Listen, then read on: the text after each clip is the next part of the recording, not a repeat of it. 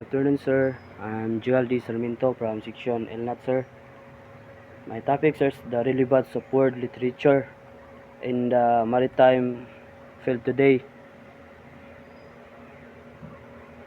Good day, sir.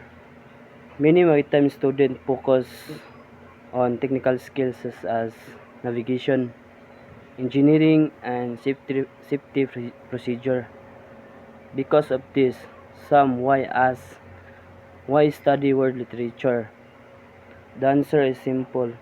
In today's global maritime industry, literature helps develop important skills that every seafarer needs beyond technical knowledge. First, world literature improves communication skill through reading different literary works.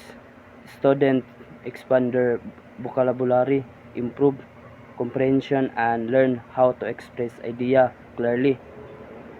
Effective communication is essential on board ship where crew members come from different countries. Second, literature promotes intercultural understanding. The maritime industry is one of the most diverse workplaces in the world. By reading stories from different cultures, future seafarers learn to respect various beliefs, traditions, and perspectives, helping them work better with multinational crew. Third, world literature develops leadership and empathy.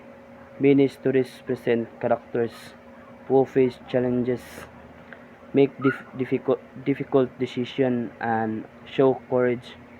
This lesson help maritime students become responsible leaders who understand and support their fellow crew members.